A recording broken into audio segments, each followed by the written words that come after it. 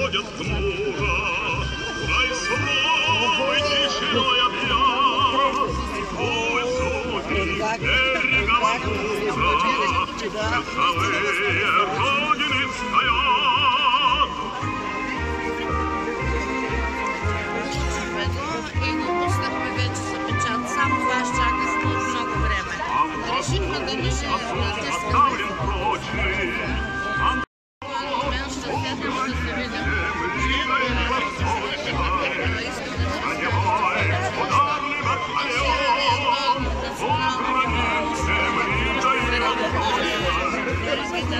Нерушимой дружною семьей, ритмиста и веселых друга, экипаж машины боевой. На траву легла роса густая, полегли туманы шаги. В эту ночь решили самураи перейти границу реки.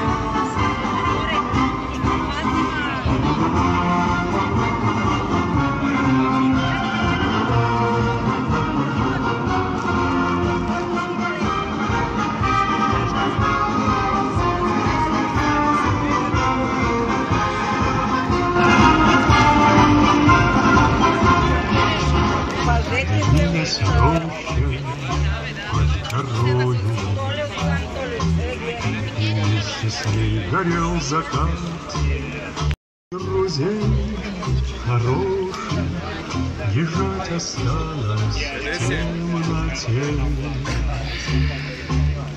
У незнакомого поселка на низинах высоте. У незнакомого поселка на безымянной высоте.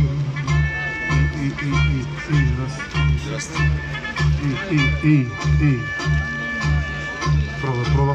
Светилась падая ракета в высоте. Може да ме снимаш с моят телефон? Да. У незнакомого поселка на безымянной высоте. И видео може. Дайте го да тръщи. Нещо не се получи. Благодаря ви, че в това лошо време ние сме всички заедно тук пред паметника Косница на загиналите 174 съветски войни, чието имена са изписани върху паметната плоча зад гърба ми. Тук сме, за да се преклоним пред подвига на героите. Тук сме, за да си припомним тяхната саможертва, да не забравяме никога за какво мечтаеха, бореха се и загинаха. Пред светлата памет на всички поклон. На свято място сме, на свята дата. И гори вечният огън навсякъде, където паметта е жива. Нека той освети и нашата среща, нашите сърца, както повелява традицията. Жертвеника ще запалят Елена Петрова, член на младежката организация към Федерацията Съюз на съотечествениците, и Димитър Петков, член на младежко обединение Модико и на Руски клуб.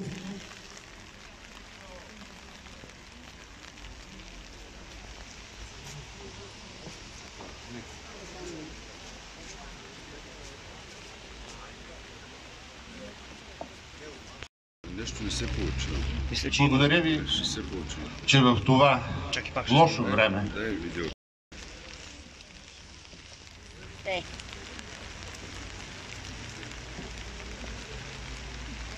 Ваши превъзходителства, приятели, другари, хората на паметта, дошли тук, уважаеми граждани, уважаема госпожо Митрофанова, извънреден и пълномощен посланник на Руската федерация, уважаеми народни представители. От онзи 9 май на 1945 година, в който беше сложен край на най-ужасната война на човечеството, изминаха 79 години. 79 години от деня на победата. Свят ден. Тържество на човешкия дух, на живота. Тържество платено с неописуеми мъки и страдания, с десетки милиони човешки жертви, завоювано с съпротива и самоотверженост. Дължим победата на Съветската армия, на антихитлеристската коалиция, на единния антифашистски фронт. Пред светлата памет на всички антифашисти, пред подвига на победната съветска армия, пред руския народ и пред другите народи изстрадали победата, пред нашия, българския народ. Поклон! Да живее денят на победата! Предоставям думата на господин Борислав Гуцанов, организационен секретар на Българската социалистическа партия. Моля, господин Гуцанов.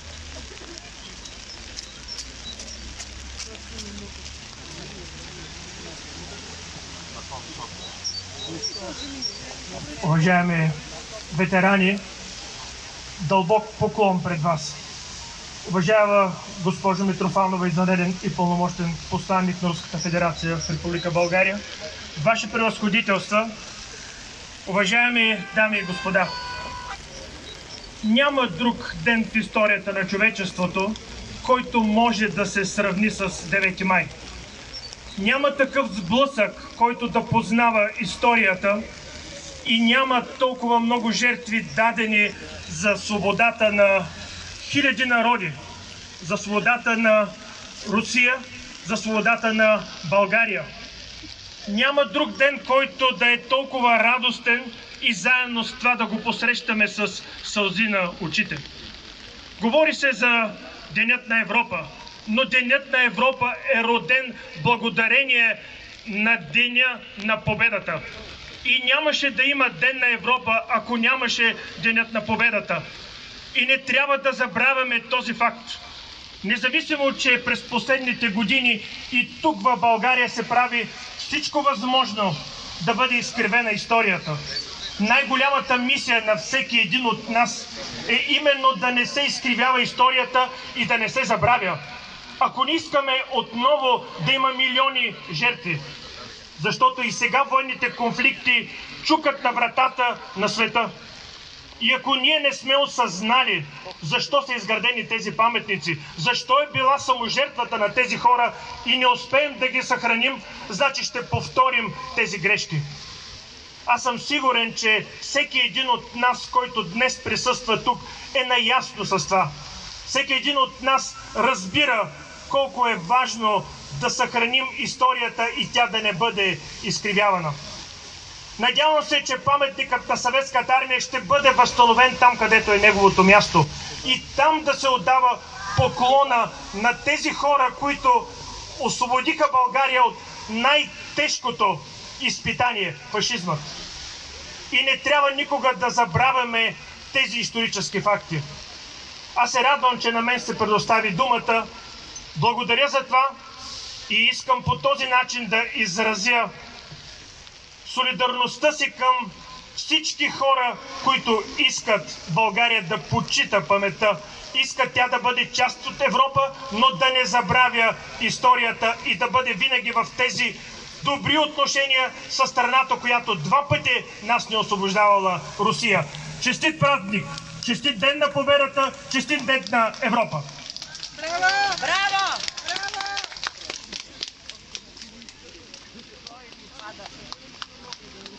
Скъпи приятели,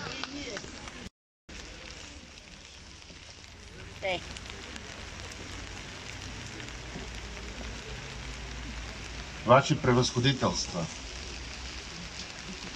приятели, другари, хората на паметта,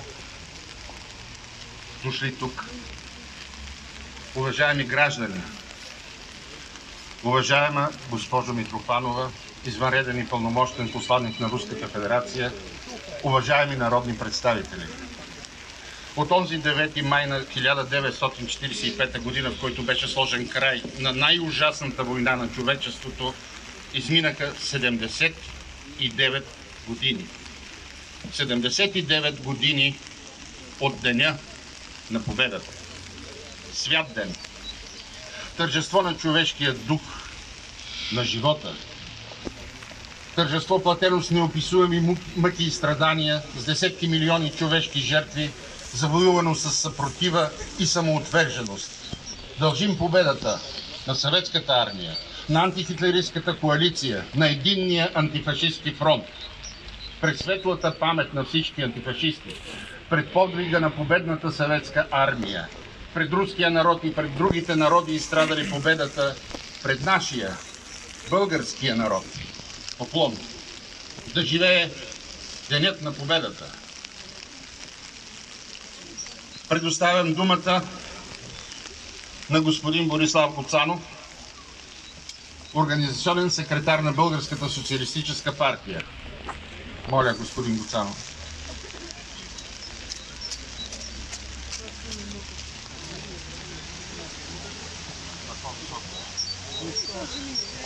Уважаеми ветерани, дълбок поклон пред вас.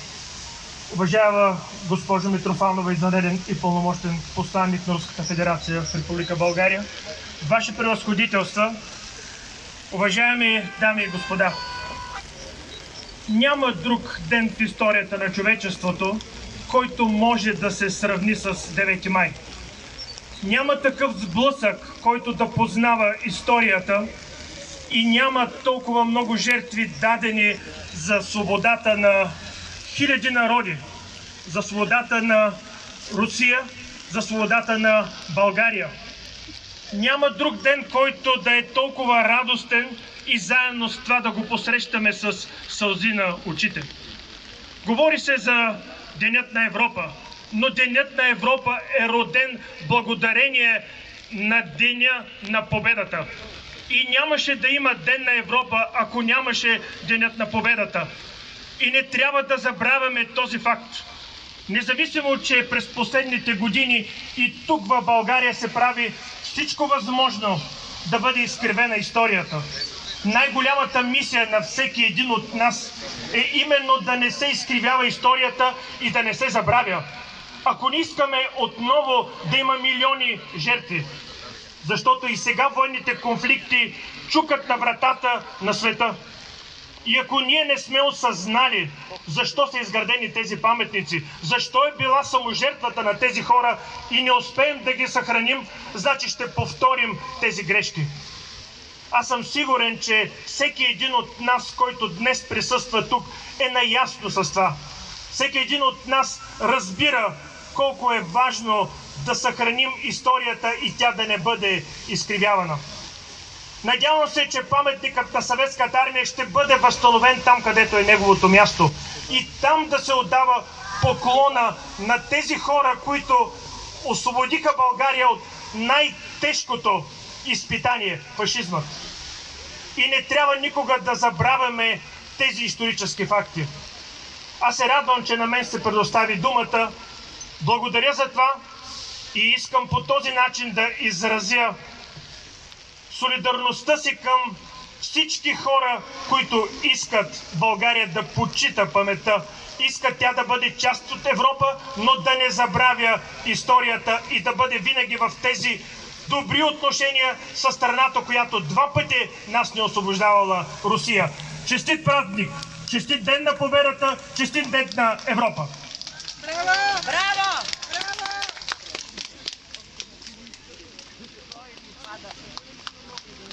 Скъпи приятели, Мотоклуб Нощни вълци София. Съюз на пенсионерите 2004 обединение.